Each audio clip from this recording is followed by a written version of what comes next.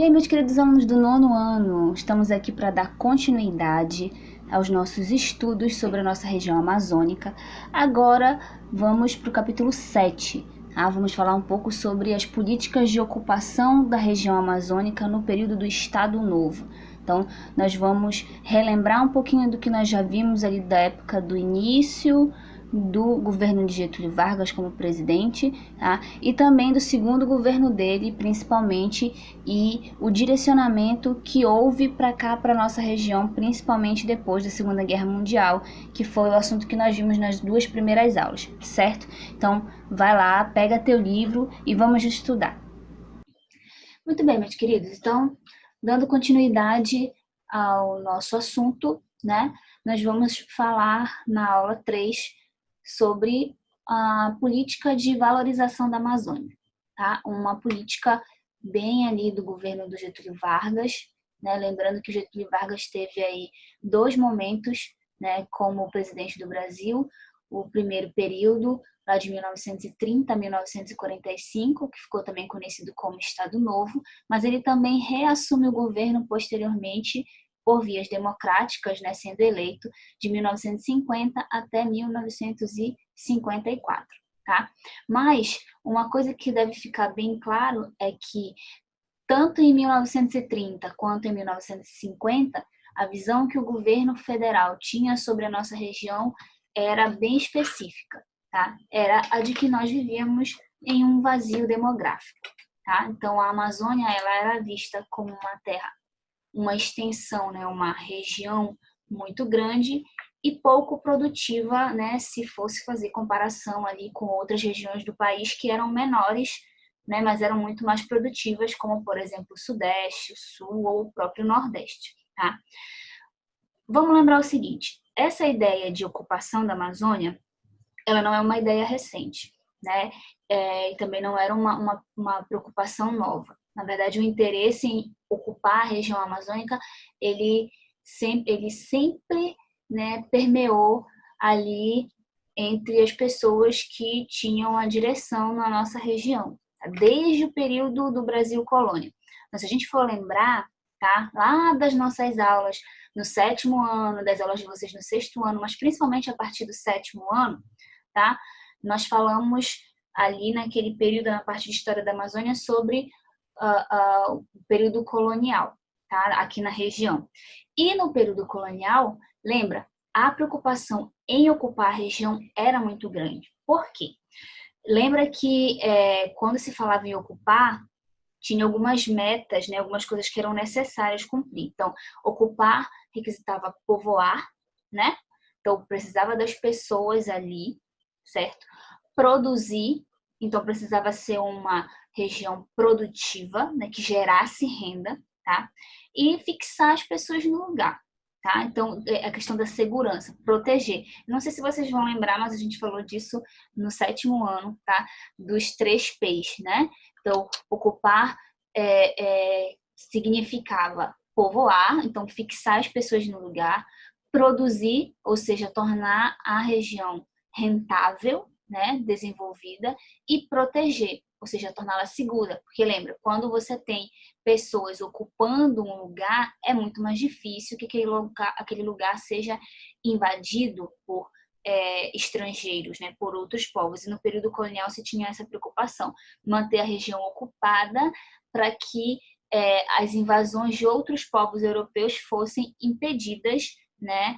Até porque lá no início da colonização, se vocês lembram, né, Portugal não se interessou muito em ocupar a região norte, então isso acabou abrindo precedentes para que outros europeus, né, espanhóis, franceses, holandeses, viessem para a região e ocupassem determinadas áreas. E aí, só a partir daí, né, quando Portugal viu o seu território colonial sendo invadido, é que ela vai fazer alguma coisa, né, para expulsar esses estrangeiros daqui, e daí você vem a preocupação, né, de ocupar a região. Inclusive, a própria fundação da cidade de Belém, no local onde nós existimos hoje, ela é parte desse processo, né, de tentar proteger e ocupar a região.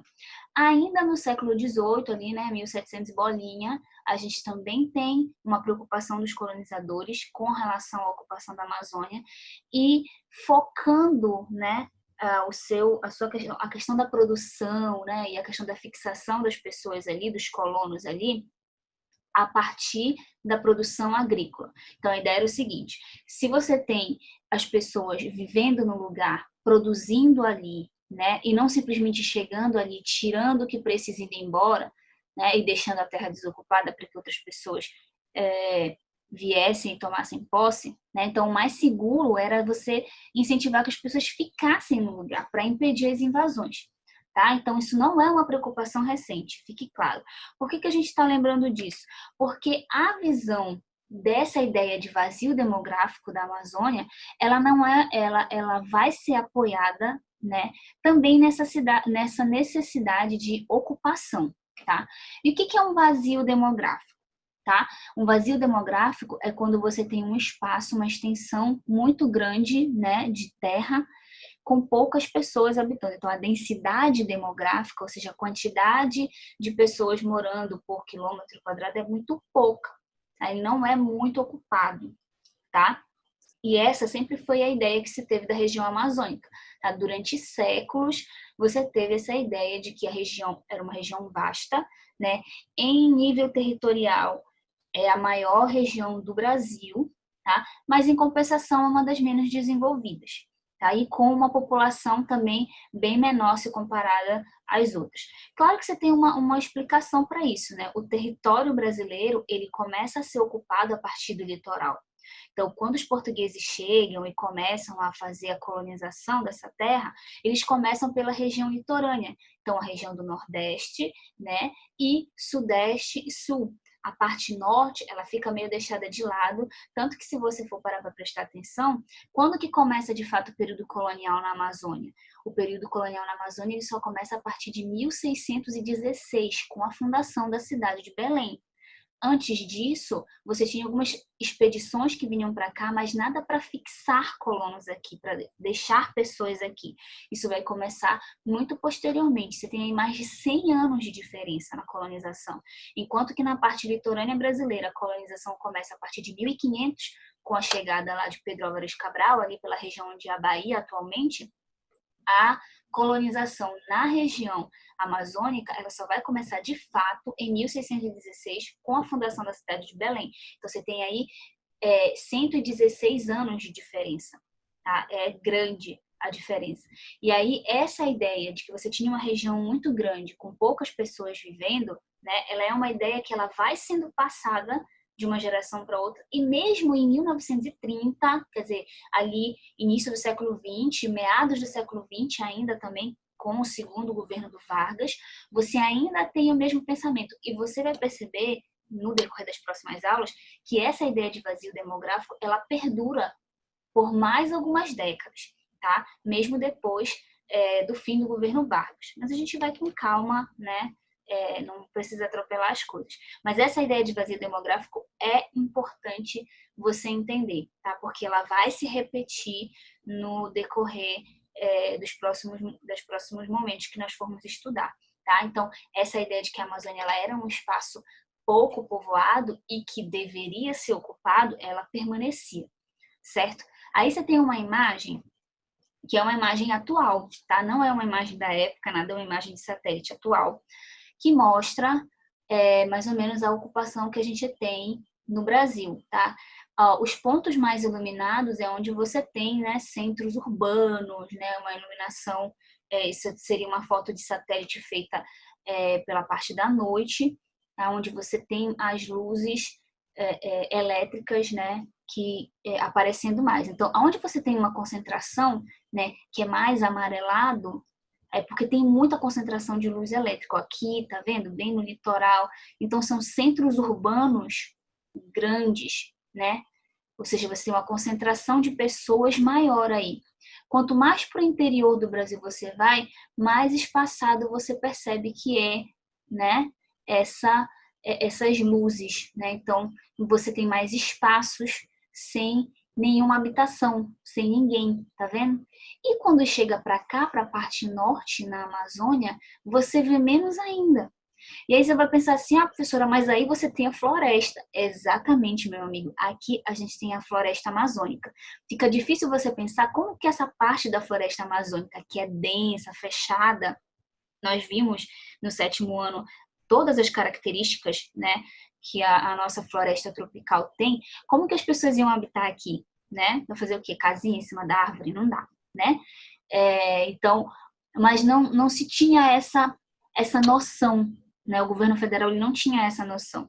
Nós vamos perceber que a ideia que nós temos da Amazônia recentemente como uma floresta com uma biodiversidade grande, né? A discussão toda que você tem sobre a proteção, né? A importância da proteção da floresta, a importância da preservação da floresta, o pensamento sobre desenvolvimento sustentável, tudo isso é muito recente, tá, gente? É do final da década de 80, início da década de 90 para cá, tá? Que a gente vai começar a ouvir falar sobre preservação da Amazônia. Até antes disso, até o final do regime militar, né, o que você tem é uma visão de que a Amazônia era uma região que era pouco ocupada e essa pouca ocupação fazia com que a região fosse menos desenvolvida, por isso que ela não seria industrializada e que ela precisaria de alguma forma ser modernizada, ser integrada ao restante do país.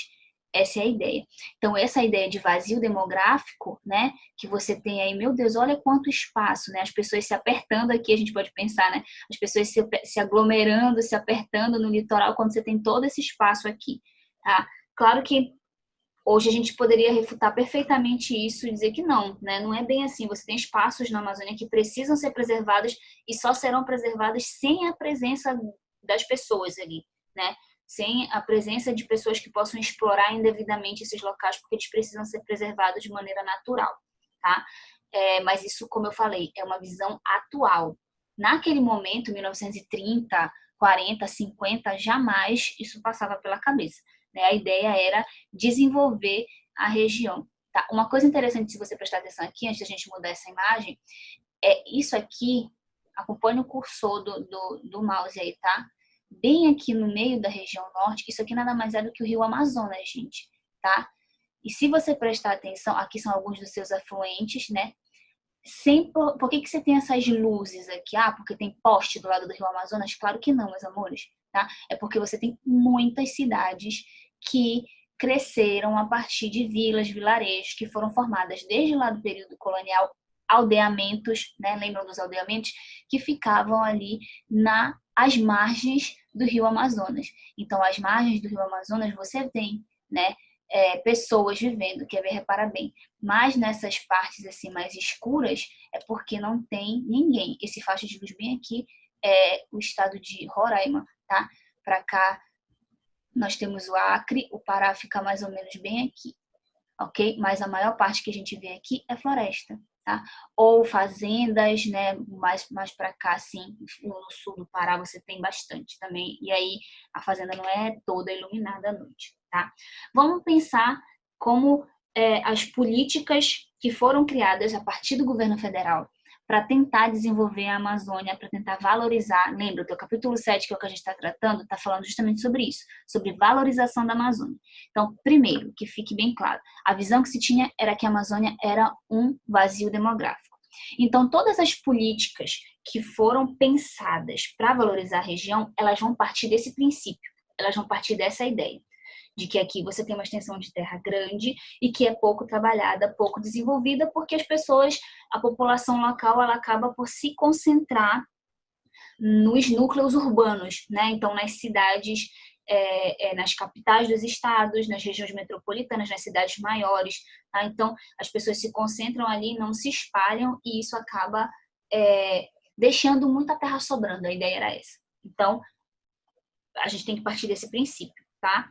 Todas as políticas que nós formos tratar a partir de agora, né, que foram acontecendo, claro, cada uma no seu momento, elas vão seguir essa mesma linha de raciocínio, a de que você tem muito espaço, muita terra que é pouco trabalhada, que tem poucas pessoas vivendo na região, enfim, tá? Então, em 1930, início lá do governo do Vargas, tá? Depois da Revolução de 1930, vão ser implantadas as colônias agrícolas nacionais. Nós falamos sobre elas ainda em sala de aula, tá? Presencialmente, que foi justamente aquela política da marcha para o oeste. Lembra que o Vargas ele vai se inspirar um pouco na marcha para o oeste estadunidense, né? Que também foi feita com o mesmo propósito, né? De ocupar a extensão territorial do país, daquele país. Aqui tem o mesmo objetivo, ocupar toda a extensão territorial brasileira. Então, desconcentrar a população do litoral e incentivar que as pessoas, principalmente aquelas que não vissem oportunidades ali, não estivessem tendo oportunidades ali, ou aquelas que queriam, né, vislumbrar, né, outros ares, vislumbrar outras possibilidades, que elas fossem incentivadas a ir mais para o interior, né? Então, repara bem que as setinhas aqui do Marcha para o Oeste, né, estão justamente incentivando as pessoas a adentrarem ao interior do Brasil. Nesse momento aqui, a capital do Brasil, ela ainda é o Rio de Janeiro, tá, gente? Brasília não havia sido construída. Brasília vai ser construída onde foi, né, onde ela é hoje, também com o mesmo princípio, né, para que o Brasil se integrasse e fosse ocupado, né, de uma maneira geral em todo o seu território. Então, lá em 1930, lembra, o Vargas vai pensar com relação à política pública para a Amazônia nessa marcha para o oeste, tá? Dentro dessa marcha para o oeste, qual era a visão que se tinha? Que a criação das colônias agrícolas nacionais dentro do território amazônico faria com que a região amazônica se desenvolvesse. A partir de que princípio? A partir das práticas de agricultura, e isso tornaria a nossa região meio que como uma produtora de matéria-prima para o restante do Brasil. Então, se ela não podia ser a região industrial, né, ou turística, tá? Não importa. Ela seria, então, a produtora de matéria-prima para o restante do Brasil. Então, precisava, né, criar essas colônias. Elas são criadas, tá? E quem que viria trabalhar se a população local estava concentrada nos núcleos urbanos, né? Esperar que essa população simplesmente se deslocasse dos núcleos urbanos e se espalhasse pelo território brasileiro era esperar um pouco demais. Então, o que se incentivava? Se incentivava que outras pessoas de outras regiões viessem para cá, principalmente na busca de melhorar de vida, né, de fugir de circunstâncias sociais e econômicas ruins, como, por exemplo, os nordestinos. Tá? Se você prestar atenção, toda a política de ocupação, pelo menos do período Vargas para cá, para a região, ela vai envolver os nordestinos. Né? Por quê? Porque o Nordeste era uma região super populosa. Nesse período, é um período que a região do Nordeste ela está passando por uma seca muito grande, né, que durou muito tempo, então castigou demais, principalmente aquelas pessoas que trabalhavam com agricultura. Então, qual era o princípio, qual era a ideia? Incentivar que esses agricultores saíssem da região Nordeste, onde eles não estavam conseguindo, né, exercer ali o seu papel produtivo, não estavam conseguindo sustentar suas famílias, e viessem para cá, não simplesmente para trabalhar e ir embora, mas para se fixar no lugar, né, para ficar aqui, porque lembra, ocupar demandava povoar, e para povoar as pessoas precisam se fixar no lugar, tá? Então, para se fixar é necessário estar produzindo alguma coisa. E o que se produziria? Né? Se produziriam coisas através da agricultura. Então, essas colônias elas vão ser criadas com o objetivo de ampliar as áreas agricultáveis. Se você lembrar, nós falamos sobre isso no 8º ano, ano passado, tá? As terras na Amazônia, a maior parte delas eram terras públicas, tá? Elas não eram terras privadas, tá? Apenas 11% das terras eram privadas. E assim, você não tinha, a prática da agricultura, ela realmente não era a predominante na região. A predominante sempre foi, até aquele momento, o extrativismo, tá? Que é as pessoas irem até a floresta, extrair o que necessitam, né? E saírem dali. Então, as pessoas não se fixavam no lugar, tá? não tinha muito a prática agrícola. E o que se tinha era sempre aproveitando, né, o território, aproveitando o relevo, o clima da região. Por quê? Porque a agricultura, se você for lembrar desde lá da época do período colonial, ela nunca teve muito sucesso aqui, tá? Principalmente porque o nosso terreno é um terreno muito pobre, né? Ele é muito empobrecido sem a floresta sobre ele. Quando se tira a floresta dele, você acaba diminuindo e muito, né, a fertilidade desse solo. Mas enfim, tá? Isso é só para a gente relembrar um pouquinho. Mas a ideia era essa, de que as pessoas viessem para cá, nordestinos, imigrantes de outras regiões, né, não necessariamente do Nordeste, imigrantes estrangeiros também, tá? Eram incentivados a virem para cá com esse objetivo de plantar, de ficar aqui, de produzir, se desenvolver na região. Aí, né, se criou essas colônias agrícolas, né, lembra? As pessoas vieram para cá, mas lembra também que já não estava dando muito certo, né? Por quê? Porque nem todo mundo que vinha para cá ficava nessas colônias agrícolas. Às vezes as pessoas vinham, até começavam a trabalhar nessas colônias, mas depois se dispersavam, iam trabalhar em outros setores, né? Ou não se acostumavam com o clima da região, com a distância, porque essas colônias elas não ficavam próximas, né, de áreas urbanas, elas eram realmente embrenhadas, né, para o meio da região amazônica, isso dificultava um pouco. Aí, durante a Segunda Guerra, essa ideia aí, né, de transformar a Amazônia numa grande zona agrícola, dividida aí entre essas colônias, teve que dar uma suspendida por causa da Segunda Guerra Mundial, lembra? Tá? E aí, a vinda dos imigrantes, que antes eram para ir para as colônias agrícolas nacionais, a partir da Segunda Guerra Mundial e da entrada do Brasil como um país, né, ao lado dos aliados, transformou, né, um pouco essa ideia de ocupação para cá. Então, quem viria para cá já não seriam mais pessoas que iriam trabalhar nas colônias, mas eles viriam para aumentar a produção de látex. Então, né, seriam os soldados da borracha que nós vimos no capítulo anterior, certo? Então, esses imigrantes nordestinos, eles eram incentivados a vir, mas agora não mais para ocuparem, né, ali a parte das colônias agrícolas, mas sim para lutarem, né, como soldados da borracha, enfim. A guerra termina em 1945, o Brasil assina os Acordos de Washington em 1941, então já está rolando a guerra, né? A guerra em si começa em 1939, mas o Brasil ele só entra a partir de 1941, que é quando os americanos entram na guerra, né? E aí o Brasil, como parceiro dos americanos, assina ali os acordos de Washington e passa a fazer parte. Em 1945 termina a guerra, tá? E quando termina, ao final desse período de guerra, tá? Muitas pessoas, muitos imigrantes, muitos nordestinos não voltaram para sua terra, eles permaneceram aqui, né? Constituíram família, enfim, lembra, eles não estavam lá no fronte, eles estavam, né, segundo a ideia do governo no fronte do lado de cá, né, lutando ali para produzir a borracha para a vitória.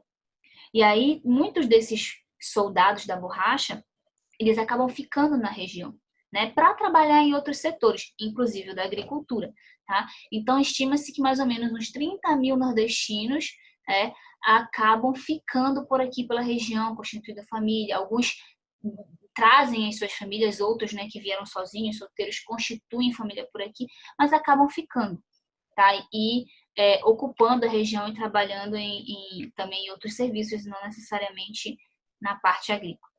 Quando a gente tem o segundo governo Vargas, em 1950, que ele é eleito para presidente, tá? Ele retoma os projetos de valorização da Amazônia, mas ele retoma de um jeito diferente, tá? Ele vai ter basicamente o mesmo objetivo, mas os meios, né, que ele vai utilizar são outros. Então, lá por volta de 1951, mais ou menos, Getúlio Vargas ele cria uma superintendência. Então, ele chama de Superintendência do Plano de Valorização Econômica da Amazônia. É um órgão específico, né, uma superintendência, para cuidar de assuntos referentes ao desenvolvimento da região amazônica, né, para que ela pudesse produzir mais e deixasse de ser, né, lá o famoso vazio demográfico, que era como o governo federal enxergava. Tá? Então, essa superintendência ela vai elaborar o primeiro plano quinquenal de valorização econômica da Amazônia. Por que quinquenal? Gente, nesse período aqui, tá? O mandato para presidente da República ele durava 5 anos, tá? Então, esse quinquenal vem de 5. Por quê? Porque é para durar, no caso do Vargas, era para durar de 1950 a 1955, tá? Dura só até 1954, porque, né, infelizmente, como contam os anais da história, ele comete suicídio, né, um ano antes aí do seu governo, do seu mandato terminar. Não chega nem a um ano, mas é antes do seu mandato terminar, tá? Então, chama quinquenal porque ele deveria ser um plano, né? E ao que se parece era só o primeiro, né? Posteriormente poderiam vir outros que acabaram não vindo, tá? Mas seria o primeiro de outros planos que eram para serem desenvolvidos na região amazônica em 5 anos, ou seja, durante o período aí do governo do Getúlio Vargas. Quais os objetivos, né? Além, né, da valorização da Amazônia, que é o óbvio. Como que essa valorização seria atingida? Como que essa meta seria alcançada, tá? Qual era o objetivo? Tornar a agricultura o mais importante meio de ocupação da região. Por quê? Porque até aquele momento não era, tá? A principal atividade econômica, atividade produtiva da região amazônica, desde o período colonial até ali, era o extrativismo. Né? Era a prática de ir à floresta, tirar o que se precisa, né? Sair dali, vender, mas não necessariamente produzir como agricultura, né? Que aí acabaria fixando as pessoas mais no campo. Era o extrativismo. Tanto que a própria economia gomífera, né, a economia da borracha, do período da Belle Époque, que foi um dos mais ricos da nossa região, a economia da borracha ela é uma prática extrativista.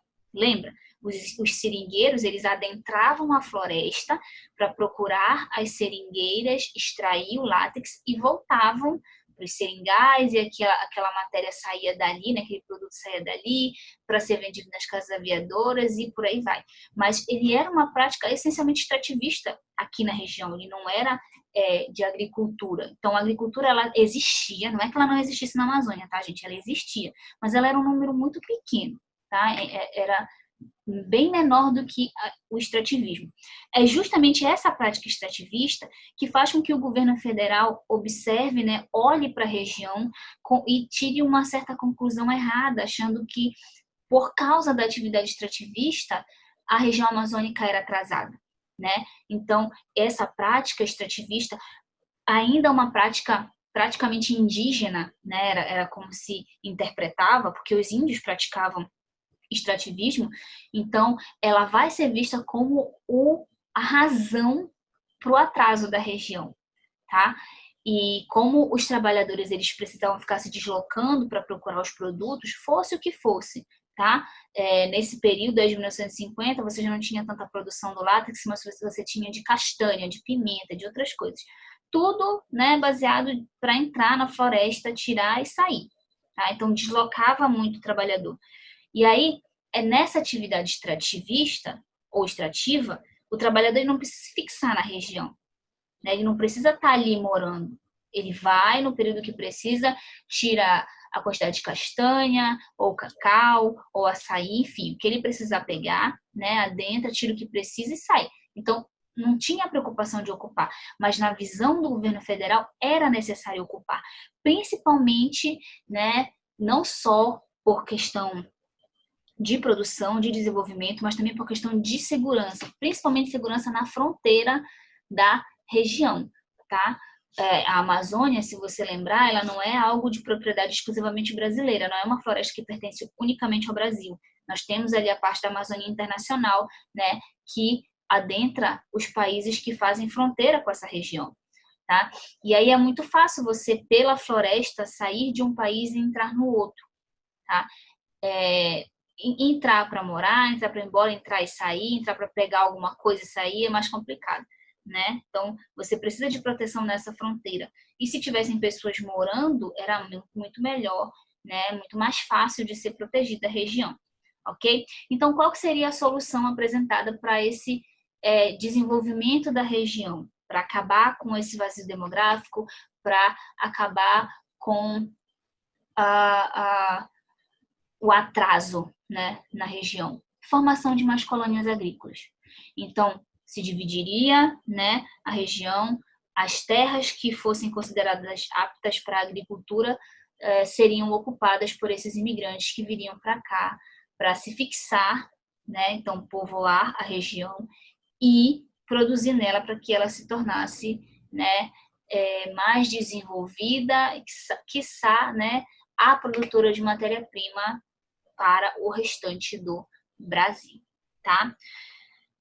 A que conclusão a gente pode chegar até este momento? Porque na aula 4 nós vamos continuar falando sobre esse capítulo 7, fechando, tá? Um pouco mais essas ideias, né? Sobre a questão da valorização da Amazônia. O que a gente pode concluir até aqui, tá? Primeiro, a preocupação com a ocupação da região amazônica, ela existe desde os tempos da colonização. Isso é fato, tá, gente? É só você lembrar um pouquinho das nossas aulas em anos anteriores e você vai perceber que sempre teve essa preocupação, né? De que você tinha pouca gente vivendo aqui, de que isso era um perigo para a questão da segurança da colônia, no período da colônia, posteriormente, né? Do Brasil como um todo, e que era necessário ocupar, era necessário produzir e desenvolver a região. Então, não é uma preocupação recente, tá? É uma preocupação que vem praticamente passando de uma geração para outra, tá?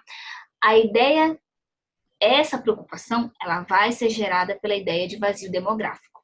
E essa ideia de vazio demográfico, ela também passa, né? Ela também persiste, vamos dizer assim, com o tempo, até aí o período do governo do Getúlio Vargas, e posteriormente ele também, que a gente vai ver mais para frente, tá? Então, é justamente essa visão de que a Amazônia é um vazio demográfico que vai nortear todas as políticas de ocupação para a região, não tem jeito, tá? Tanto dos governos de Vargas como de vários governos que vêm posteriores a Vargas, tá? E qual era a principal proposta para o desenvolvimento e ocupação da nossa região? Era a produção agrícola. Na cabeça dos governantes, principalmente ali do governo federal, tá? Era a produção agrícola que salvaria a região amazônica, né, de um atraso no seu progresso, de um atraso no seu desenvolvimento, certo? Nas próximas aulas nós vamos continuar falando sobre esse assunto, tá? Na próxima aula você deve fazer a questão número 1 do exercício do seu livro, tá? Da página 51, apenas a número 1, e tem também um exercício para ser feito aí na tua área de atividade, na plataforma digital, tá? Você já pode ir lá fazer, também responder, porque é um exercício referente a essa parte que nós já comentamos aqui, certo? Se cuidem, fiquem bem, a gente se vê na próxima aula, se Deus quiser, tá? Um beijo e tchau!